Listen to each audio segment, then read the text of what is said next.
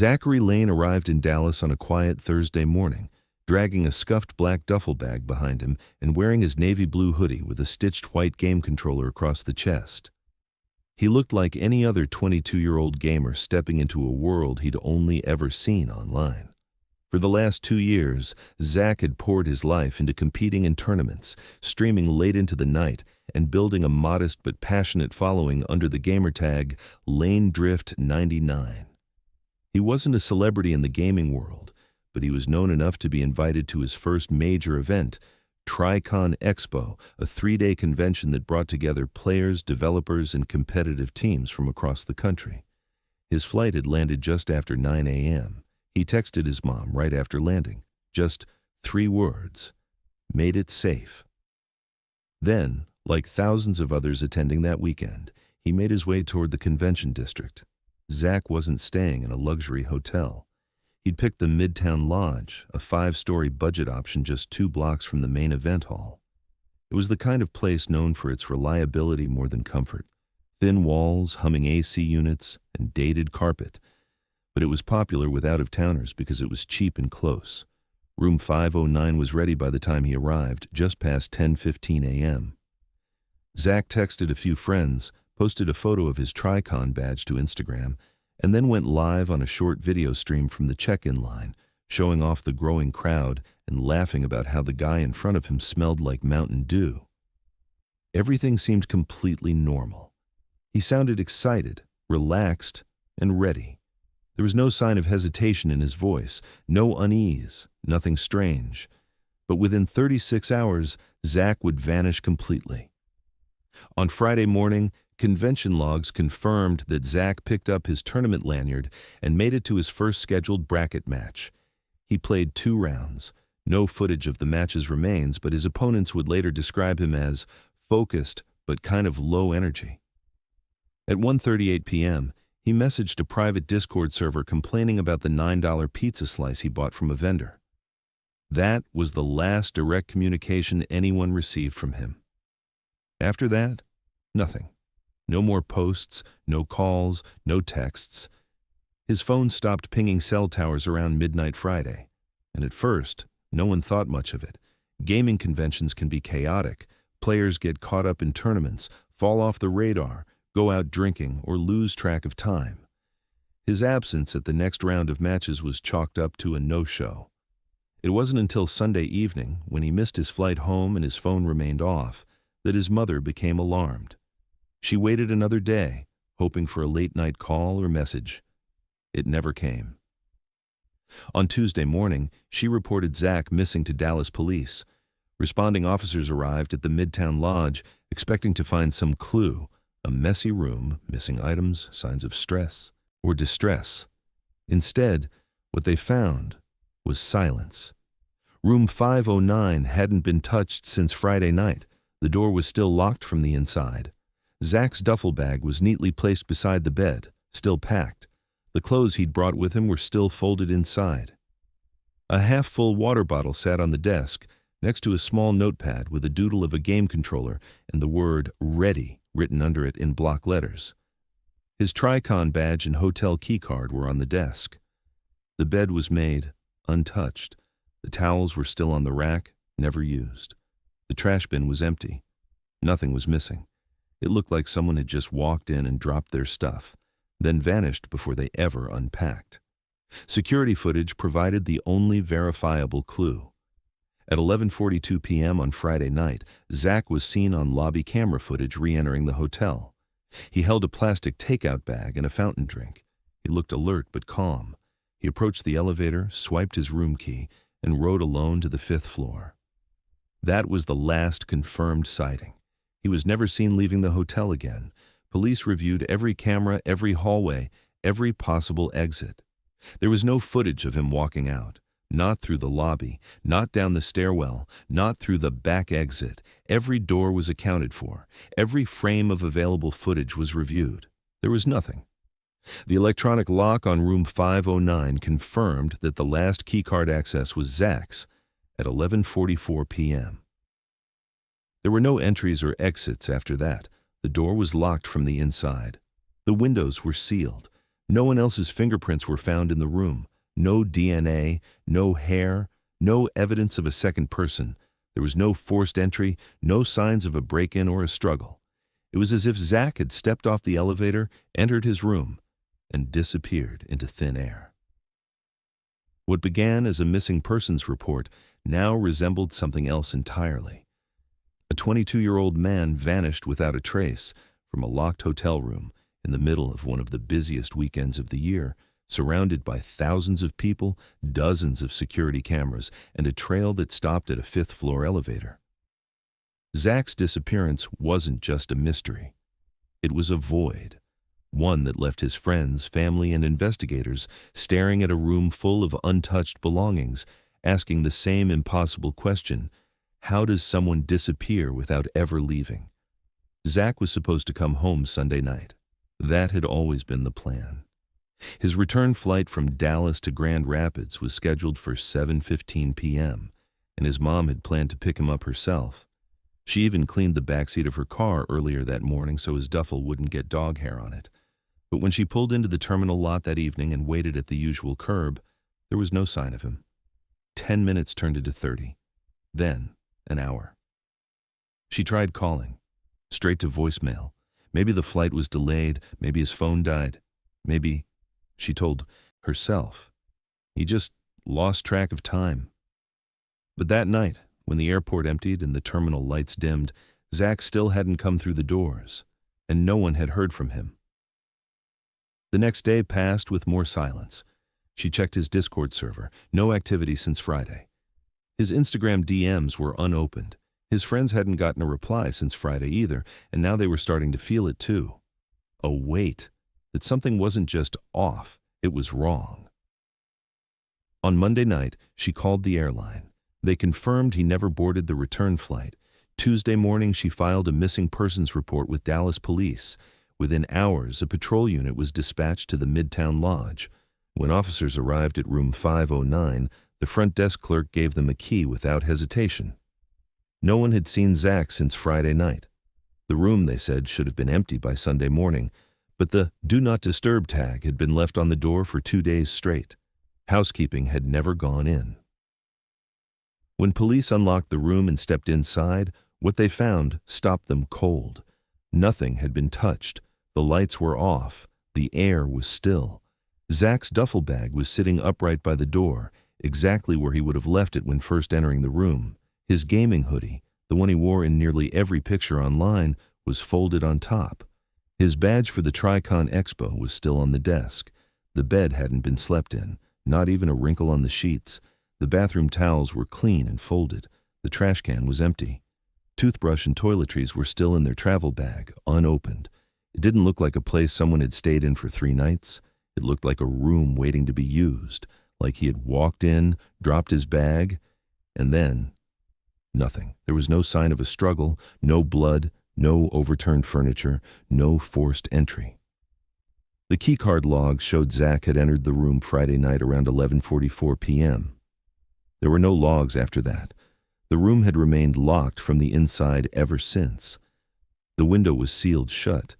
The emergency exit on the floor had no signs of recent use. No other guests reported hearing anything strange.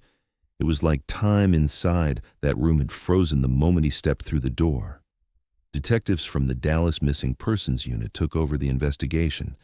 The fact that Zach's personal belongings, phone charger, wallet, even his extra pair of shoes, were all still in the room raised immediate red flags.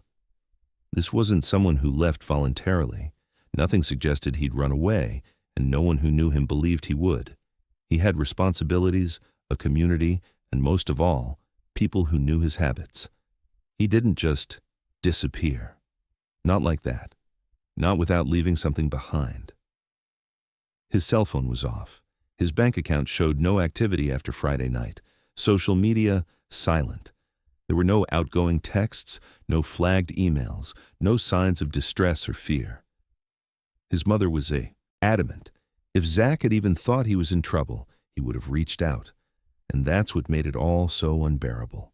The absence of anything. No goodbye, no scream, no evidence. Just a perfectly preserved hotel room and the echo of what should have come next. As investigators began pulling surveillance footage, they confirmed what the hotel staff had told them. Zach had last been seen entering the hotel Friday night, carrying takeout and a drink. He swiped his key card, rode the elevator alone to the 5th floor, and then the trail stopped. No camera caught him leaving. No one remembered seeing him after that. And the strangest part? His room was located on a hallway where one surveillance camera, just one, had been undergoing maintenance. The camera outside room 509 had been offline that night. To his family, the silence became its own kind of violence. The not knowing. The phone calls that led to dead ends, the messages that stayed unread, the ache of walking past his empty room, still with posters on the walls and a headset on his desk. His mother left his bedroom untouched. For weeks she slept on the couch, keeping the porch light on just in case, hoping, irrationally, that maybe he'd come home on foot, that maybe there'd been some terrible mistake. But the days passed and reality set in. No credit card use, no sightings, no calls, just a room with a full bag and an empty bed, suspended in time. And as the days turned to weeks, and Zach's name started showing up in cold case databases, one question hung over everything like a shadow.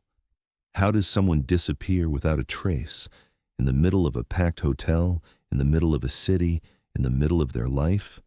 The footage was time-stamped 11:42 p.m., Friday night, 36 hours after Zach first arrived in Dallas. There he was, walking through the glass doors of the Midtown Lodge lobby, carrying a white plastic takeout bag in his left hand, a large fountain drink in his right. His hoodie was zipped up halfway, his posture relaxed, as if it had just been another long day at the convention. He didn't appear agitated or in a rush. No one was with him. No one followed behind. He paused just inside the lobby to glance at his phone, then stepped forward and swiped his room keycard at the elevator panel. The light turned green. He pressed the button for the 5th floor, waited in silence, then disappeared inside the elevator. That was the last time Zach Lane was seen. Investigators replayed the footage over and over, every frame, every second. The elevator doors opened at 11:44 p.m. on the 5th floor. But the hallway camera near Zach's room had been out of service for scheduled maintenance. That detail, once insignificant, now became a black hole in the timeline. According to the hotel's electronic lock logs, Zach used his keycard to unlock the door to room 509 just after the elevator arrived. That was the final digital breadcrumb.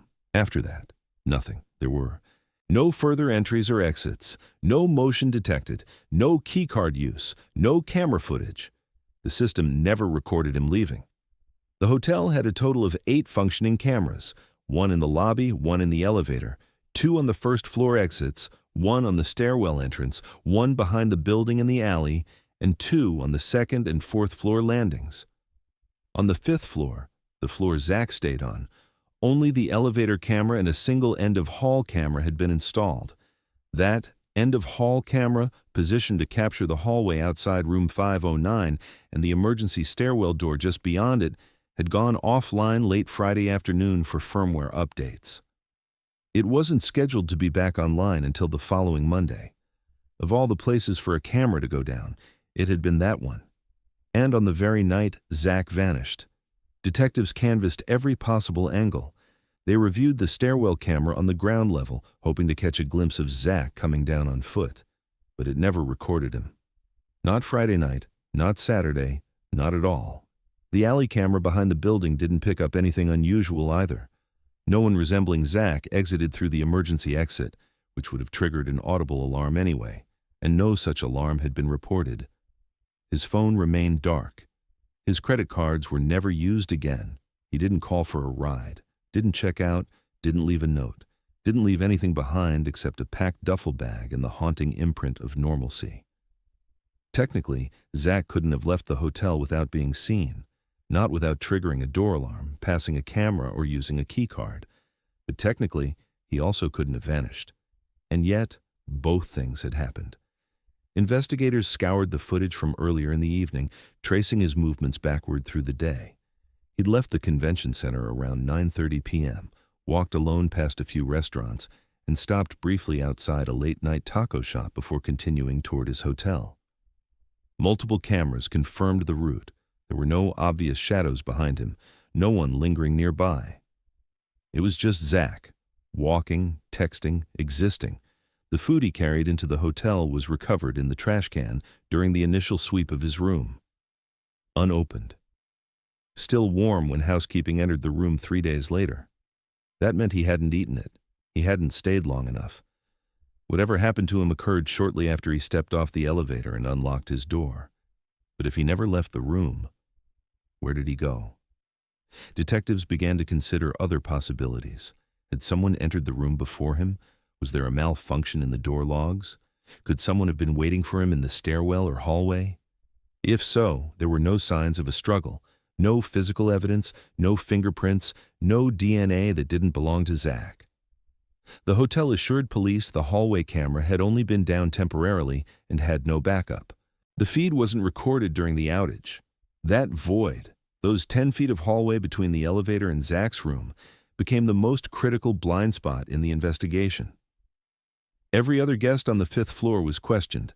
None of them had seen or heard anything out of the ordinary. No complaints about noise, no reports of trespassers, no suspicious movement. Police ran background checks on hotel staff, maintenance workers, and anyone else with master key access. Nothing pointed to foul play.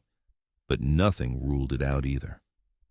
The floor was silent, the building quiet, and Zach, by every available record, had simply walked into his room and never returned. By the end of the first week, the case had hit a wall.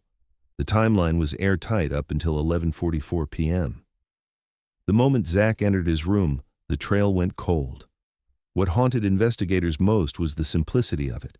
There were no chaotic variables, no crowded spaces, no dark alley or rural road. Zach had been in a locked hotel with security systems, electronic key access, and surveillance. And still, nothing. His parents, now back in Michigan, replayed the same footage from the elevator over and over, staring at the last moment they saw their son alive. Each time, they hoped to see something they hadn't seen before, a hesitation, a glance, a detail. But each time, it ended the same. Zach stepping into the elevator, alone, holding a bag, holding a drink, heading upstairs, and never coming back down. The convention center had been packed from wall to wall, thousands of attendees swarming through exhibitor booths, tournament zones, cosplay contests, panels, and merch tables. It was sensory overload in every direction, the kind of place where time evaporates and faces blur. For investigators, it was also a logistical nightmare. By the time police began canvassing the Tricon Expo for witnesses, 4 full days had already passed since Zach was last seen. Dozens of volunteers were already back in their home states. Security footage had already been overwritten in several parts of the convention hall. And memories, those few that remained, were fractured, hazy, and incomplete. Still, police managed to track down a handful of people who remembered seeing Zach. One of them was a fellow gamer who'd competed in the same bracket. He remembered Zach showing up early Friday morning, quietly taking his place behind the console. Said he didn't talk much, said he looked tired, almost like he hadn't slept. The match lasted 17 minutes and Zach won by a narrow margin. After the game, he offered a quick nod and disappeared into the crowd. That player never saw him again. Another attendee, a college student from Houston, claimed she saw Zach later that same day near the Eastern badge check station. She said he looked irritated, arguing with one of the staff over something involving his credentials. She didn't hear the full exchange, but thought he was trying to access a restricted hallway. Between the indie developer booths, the moment only lasted a few seconds before he was waved through, and she assumed it was resolved. But when police cross-referenced this claim with internal staff logs, no report of an incident involving Zach Lane was ever filed. The staff member who had worked that checkpoint that afternoon said they didn't remember anyone by that name, and if there was a confrontation, it hadn't stood out enough to raise alarms. That inconsistency deepened the mystery. For a person who was supposedly at the heart of a public, high-traffic event, Zach had left behind almost no digital or personal trace. He didn't post any photos from the convention floor after Thursday. No group pictures, no live videos, no location tags. Nothing to indicate that he'd been at the venue on Friday afternoon, apart from a couple of vague eyewitness accounts and one blurry still frame pulled from a vendor's private booth camera, which might have shown the back of his head. Even that wasn't definitive. Investigators turned to his phone records, hoping for something more concrete. What they found only made things stranger. Zach's phone had stopped transmitting data shortly after 11:45 p.m. Friday night, which matched the timeline of him entering his hotel room. But one anomaly stood out.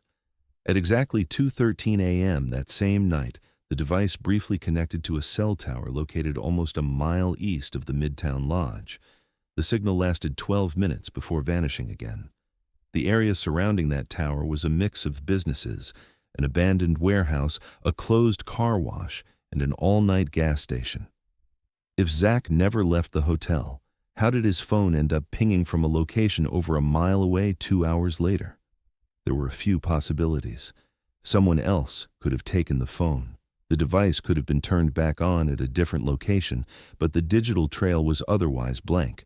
No texts were sent. No apps were opened. GPS logs stopped working before the ping, and the phone was never recovered. Police pulled surveillance footage from businesses near the tower, but it yielded nothing useful. The gas station camera was positioned too high and too far. The warehouse had been dark for over a year. No one saw anything. This single data point, 12 minutes of unexplained activity, cast doubt over the hotel narrative. Maybe Zach had left the room. Maybe he wasn't alone. Maybe something had pulled him or lured him outside. But then how did he get past every camera and locked exit without leaving a trace? And why would he walk alone through a commercial zone in the middle of the night, leaving behind his bag, his badge, and all his personal belongings? Investigators attempted to reconstruct the timeline minute by minute. From the time Zach entered the hotel to the time of the cell tower ping, there was a window of about 2.5 hours.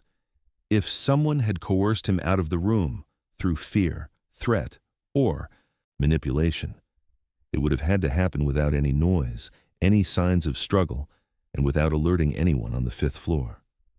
But his room remained untouched. His keycard had not been used again. No forced entry, no secondary digital access, no complaints from other guests. It was like the walls had swallowed him. Friends online began speculating wildly. Some thought the badge incident was more than it seemed. Others became obsessed with the timing of the tower ping, 2:13 a.m., and questioned if it matched a known rideshare trip or a security patrol. Reddit threads emerged. Amateur maps were drawn. Armchair investigators built timelines from publicly available clues. But with no confirmed sightings, no recovered device, and no activity from Zach himself, it was all just noise. Leads went cold. Witnesses vanished back into anonymity. And whatever had happened in that missing 12 minutes remained sealed behind a question no one could answer. As the investigation moved into its second week, detectives were left with nothing but contradictions. Zach had arrived. He'd played. He'd disappeared. A phone had reappeared east of the hotel, briefly, and then was gone. No one could prove he'd left his room. No one could prove he hadn't. And in that gray space between, suspicion and fear took root. Something didn't fit, and every time they thought they'd found a thread to pull, it only unraveled the picture further. The door to room 509 had already been opened once, when patrol officers first conducted the welfare check. But this time, crime scene techs entered it differently, more deliberately. Every corner was measured, every item cataloged. The room was treated not as a missing persons location, but as a potential crime scene. Because by now, one thing had become chillingly clear. Zach Lane hadn't simply gone missing. He had disappeared from inside this locked room, and no one, not police, not the hotel, not even his family, could explain how. The electronic lock logs were pulled again and verified. Zach had used his keycard to enter the room at exactly 11:58 p.m. on Friday night. That matched the timestamp from the elevator footage. After that, the door was never opened again. Not by Zach, not by housekeeping, not by any master key. No sign of forced entry, no system errors. The lock had remained sealed for 3 days until police entered with hotel staff. It didn't make sense. Rooms don't just hold people like vaults. Doors don't stay locked unless someone keeps them that way. But the records were clear. He had gone in, and no one had come out. Inside, the scene was still as eerily untouched as before. The duffel bag by the door, the Tricon badge on the desk, the bed, neatly made, no water in the sink, no wrappers or food trash, nothing had been used. Forensics lifted prints from the door handle, the desk, the bag, and the faucet. All belonged to Zach. No foreign fingerprints were recovered anywhere. His DNA matched everything inside the room. No unknown hairs, no stray fibers. The entire space seemed hermetically sealed, as if it had been occupied for seconds, not days. But then came the window. On the far side of the room, opposite the bed, a single wide window overlooked the alley behind the hotel. From inside, it looked ordinary. Slightly smudged, dust lining the sill, a generic beige curtain partially pulled to one side. But when a tech ran a quick sweep of the outer pane, with a UV light from the fire escape across the alley, something caught. On the outside surface, faint and smeared by time, was the partial outline of a palm. It wasn't a full print, just the curve of a hand pressed against the glass. But it was enough to raise alarms. The palm was roughly the size of Zach's, but too degraded for positive identification. Forensics took high-resolution images and dusted for oil residue, confirming that it had been made within the past few days. The position of the mark suggested someone had pressed their hand against the outside of the fifth-floor window. The problem? There was no balcony, no ledge, no access from the roof, and most importantly, no feasible way to be standing 5 stories up, directly outside a sealed window, unless you were falling. The drop below was unforgiving. Nearly 50 feet to solid concrete, trash bins and AC units lined the alley, none of which showed any signs of disturbance. No broken lids, no blood, no torn clothing.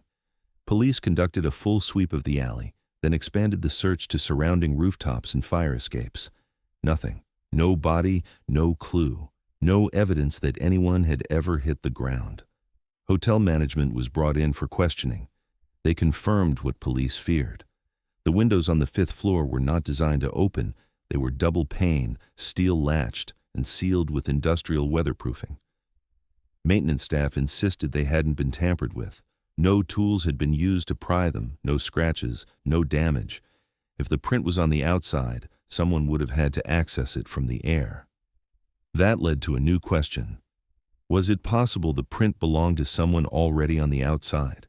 A window washer, a roofer, a drone operator?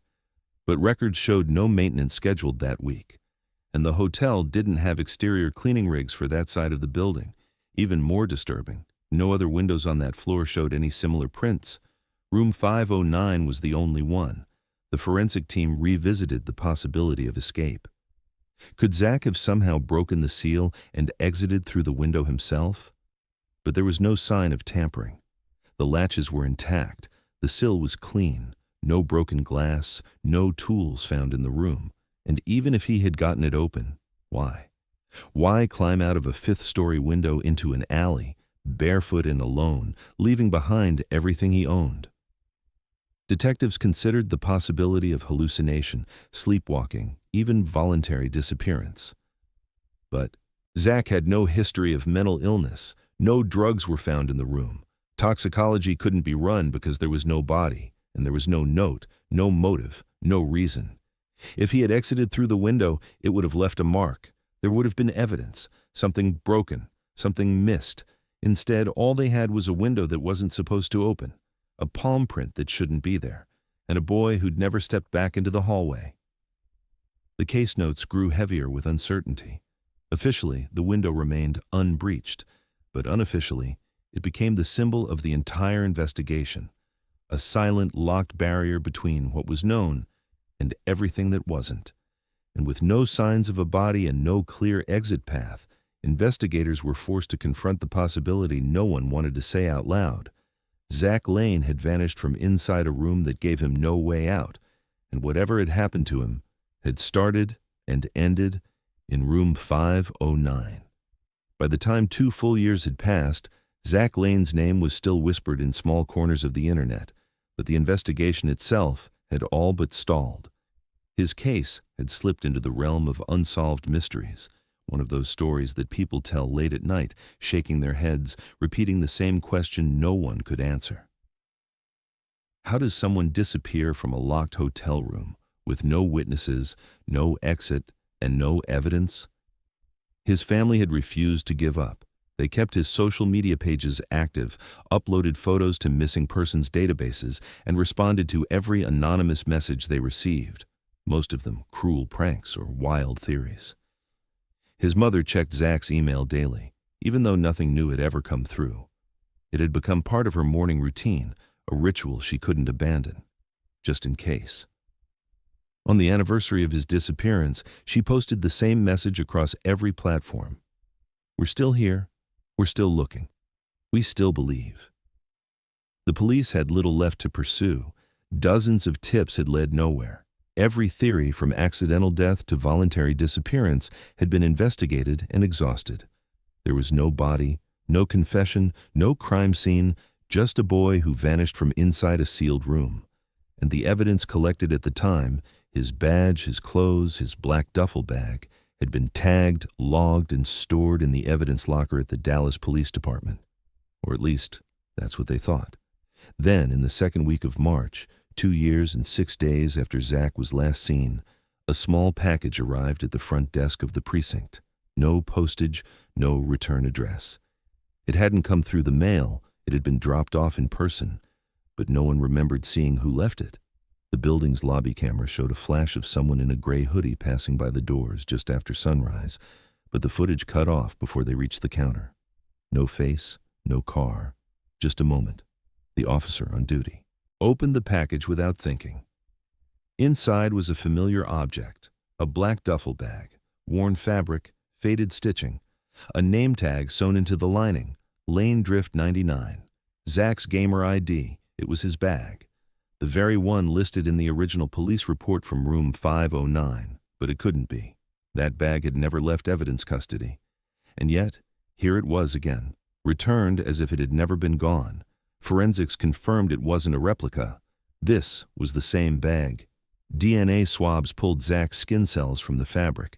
The serial code stitched inside matched the original inventory. The contents were identical, down to the exact number of folded t-shirts, the unopened energy bars, and the hotel pamphlet with a single crease through the middle. But something new had been added. In one of the side pockets there was an item no one had seen before. A Metro card, New York City Transit, loaded with a balance, still active. When scanned, it revealed a timestamp, used 2 weeks earlier, inside a Lexington Avenue subway station. Time of use, 8:43 p.m.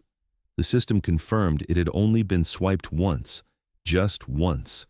Police obtained footage from the station and combed through hours of video. The camera covering the entrance where the card was used caught a figure entering the turnstile. Hooded sweatshirt, head down, face turned away from view. Too blurry to identify. Could have been Zach, could have been anyone. But the timing was exact. The card was used and the bag appeared shortly afterward. How the bag had left a locked police evidence locker and returned without detection was never explained. An internal audit showed no record of it ever being removed, no sign of tampering on the logs. Officers who had handled it years earlier still believed it was in storage. The lock wasn't broken, nothing else was missing. It was as if the bag had passed through a gap in time and come back untouched, except for the card. The reappearance of the bag reopened the case. Not because it offered answers, but because it proved someone still had access. Someone who knew where to find Zach's belongings. Someone who had held onto them for 2 years, only to place them back into the hands of police, as if they were playing a game, leaving just enough behind to raise more questions, never enough to solve them. The Metro card became the focus. Why New York? Why now? Zach had no ties to the city, no friends there, no travel history. His phone and financial records had never once pointed toward the East Coast. His mother was adamant. He would have told her if he planned to go that far. He would have said something. Theories multiplied online again. Some believed the card was a planted distraction. Others thought it meant Zach was alive and moving, trying to make contact in the only way he could. A few thought the card didn't belong to him at all, that it was meant to throw off the trail, confuse the timeline, reset the mystery. But to Zach's family, it was a sign.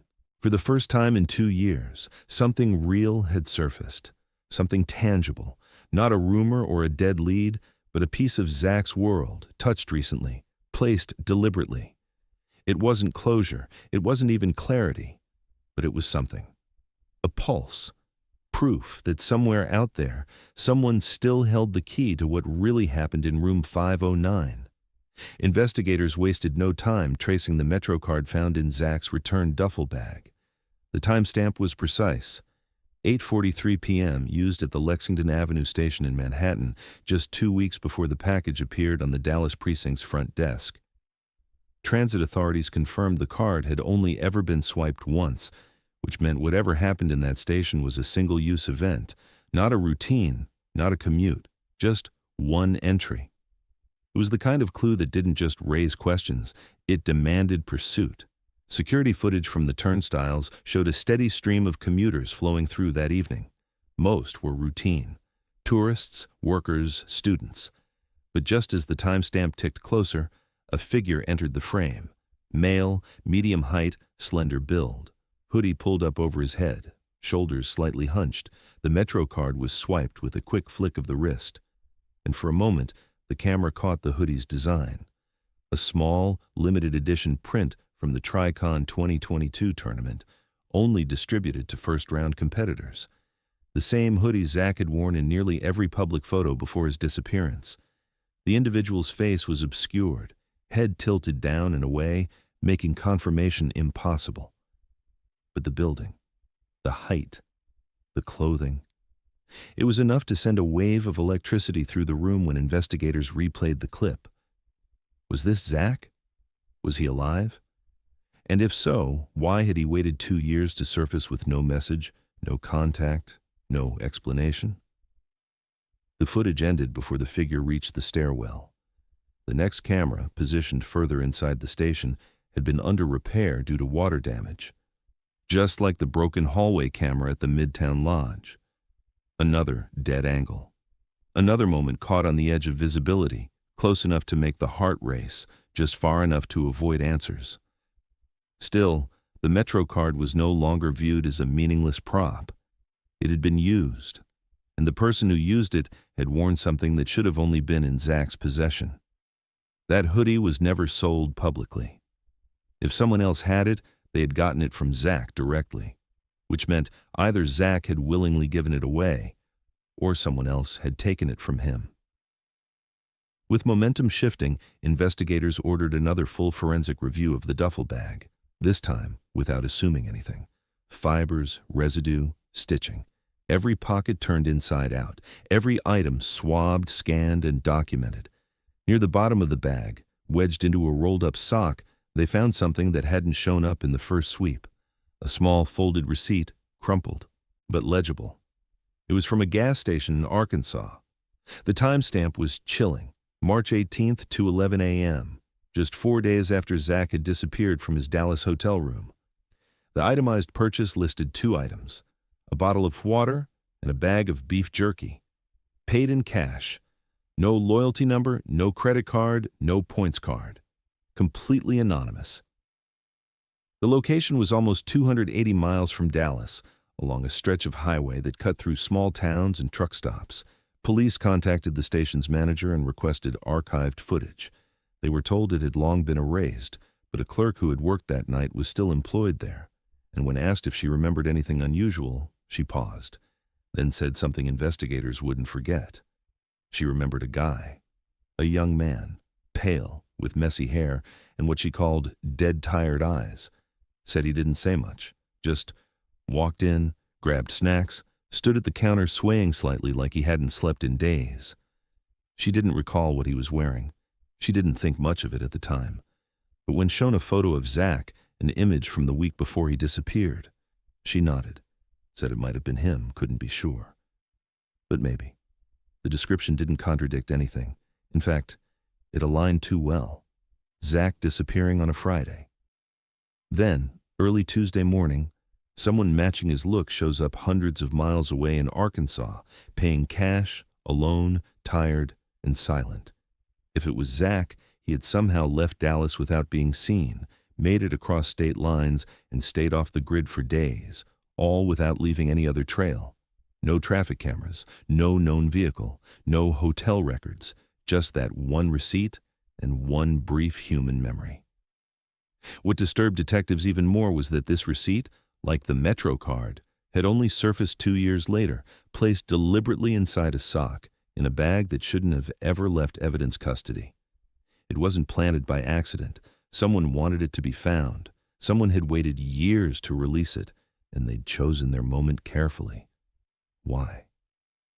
That question started turning the investigation inward again. Had someone been holding on to Zach's belongings this entire time? Was he ever dead? Was he ever captive? Did he escape? Was he still running? Or was someone playing with the timeline, leaking details at precise intervals to control the narrative? A bag, a card, a receipt, 3 items, 3 locations, all too far apart to mean nothing, all too specific to ignore. And so, the story fractured again. New York, Dallas, Arkansas. A hoodie in a subway station, a receipt in a sock, a boy who vanished, and someone, somewhere, who knew exactly when to unbox the next clue. It started as a thread buried in the middle of a long-forgotten subreddit, a place where armchair detectives traded theories, argued over timelines, and pieced together cold cases like puzzles with half the pieces missing. The thread was titled simply, 509 was never sealed. It was posted by a user with the handle Respawn Signal, and at first glance, it looked like another speculative rant. But within minutes, users started noticing something different. This wasn't just another theory. The post referenced specific details, things that had never been made public. It described the palm print on the exterior of the 5th floor window in room 509.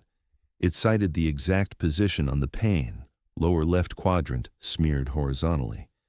It mentioned the receipt from the Arkansas gas station found inside Zach's sock 2 years after his disappearance, when the duffel bag mysteriously returned.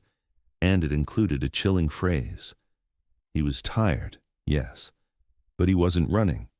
That line matched a quote from a clerk, one only recorded in the internal case report, not released to the media, not even known to Zach's family.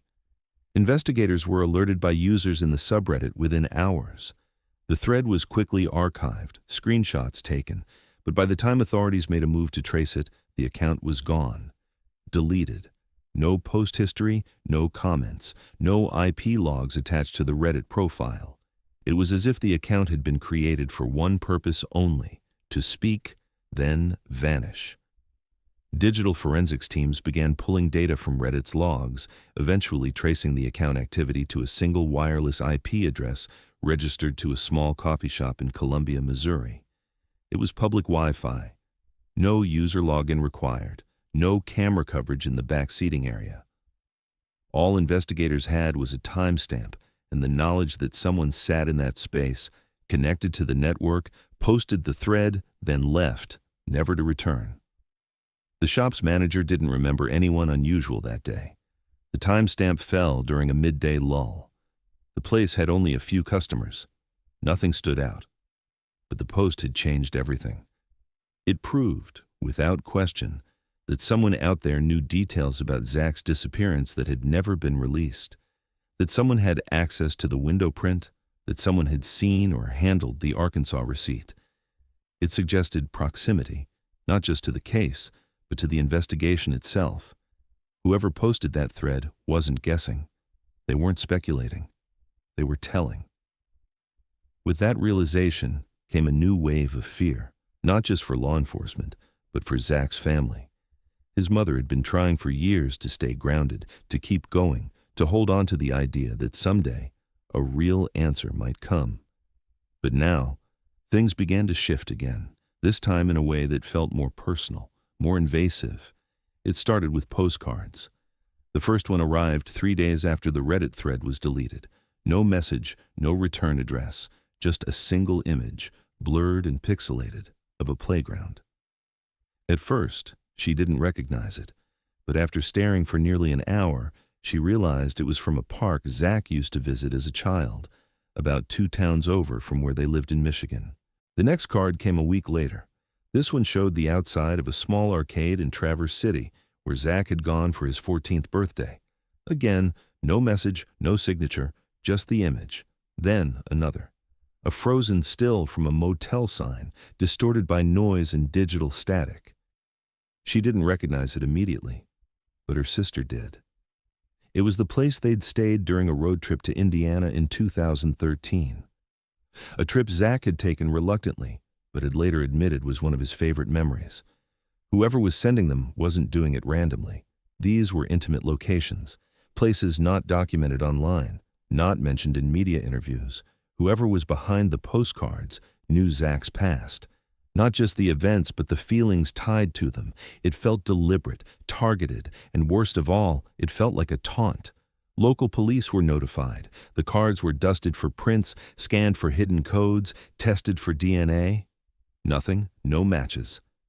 The images had been printed from a cheap photo service, the kind available in grocery stores or big box retail chains. The metadata had been wiped. No store number, no timestamp, no user ID. They were clean. Purposefully so. Zach's mother began keeping the postcards in a shoebox under her bed. She didn't tell many people about them, just the lead detective and her sister. She stopped posting updates online, closed her email, locked down her social media. The public part of the search was starting to feel dangerous, and more than anything, she began to wonder whether someone had been close all along. The police ran profiles on anyone who had ever worked the case. Officers, crime scene techs, interns, even journalists. No one stood out. No one had a connection to both the case files and Zach's childhood locations. It was like trying to draw a map in the dark. And yet, something had shifted. The Reddit post, the duffel, the Metro card, the postcards. They weren't clues in the traditional sense. They were messages. Someone wasn't trying to hide forever. They were trying to control how and when the story moved forward. That's what terrified investigators most. Someone wasn't just watching. They were waiting. The phone was found by a janitor during a routine cleaning sweep at a Greyhound station in Columbus, Ohio. It was wedged between the trash can and the wall in the men's restroom, face down, its screen dark and smeared with a greasy fingerprint. At first, the janitor didn't think much of it, just another burner tossed by someone on the move, but something about it gave him pause. He turned it into the station manager, who contacted local authorities. When detectives accessed the device, they found it wiped almost clean. No contacts, no messages, no photos, just one saved voicemail, 12 seconds long, untitled, undated, and distorted almost beyond recognition. They played it 3 times before anyone spoke. The message began with static, thick and warbled, like it had been recorded, through a tunnel. Then a voice, muffled, cracked, but male, and somehow familiar. It said, "Mom, it's me. Don't trust them. I tried to come back. It's not done." Then silence. Forensic techs cleaned up the audio as much as possible. The voice was thin, exhausted, strained. It wavered halfway through, as if the speaker was unsure whether to keep going. There were only 5 words that came through perfectly clear. "Don't trust them. It's not done." The voice was never confirmed as Zach's. There was no absolute match. But to his mother, it didn't matter. The moment she heard the clip, she froze. Not because of what was said, but because of what wasn't. In the background, faint but unmistakable, was the low mechanical hum of a train approaching. That sound hit her harder than the words themselves. Zach had been terrified of trains as a child, not just scared, terrified. When he was 7, a freight train had passed by their car at a crossing and triggered a panic attack so severe she had to pull over. It was a fear he carried for years, one he never talked about publicly, one only family would know. Investigators dug into the device's metadata. The voicemail had no origin number. It had been recorded directly into the phone's storage. No app used, no cloud sync, The phone itself was a cheap prepaid model, the kind sold at convenience stores in cash with no ID required. But there was one clue. The audio file's creation date placed it 3 nights before Zach's duffel bag arrived anonymously at the Dallas Police Department. That timing hit like a warning. Someone had recorded that message and left it behind deliberately. A breadcrumb, a puzzle piece. But to what end? Was it really Zach? Was he alive and trying to signal for help?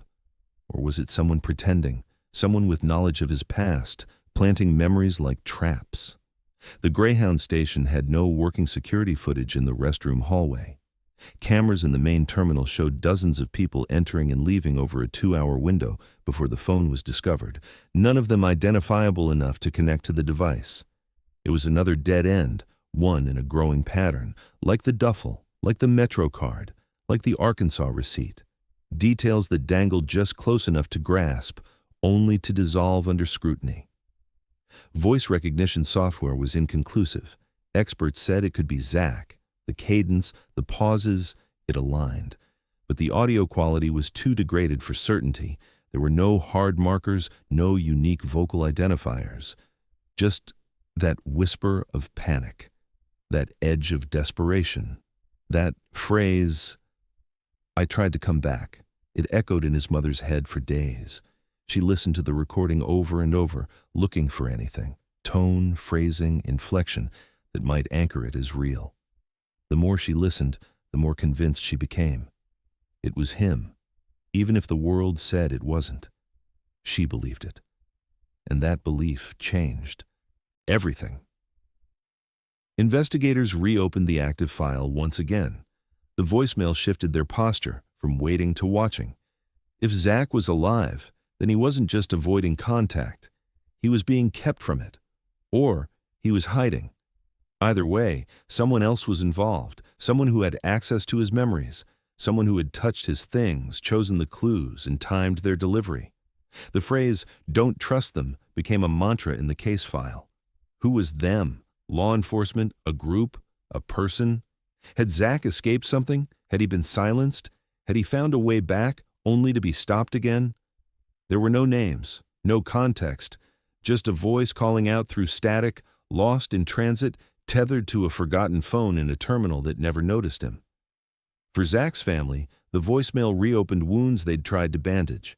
Hope came back, but so did fear. If he had tried to return, if he had almost made it, then what had gone wrong?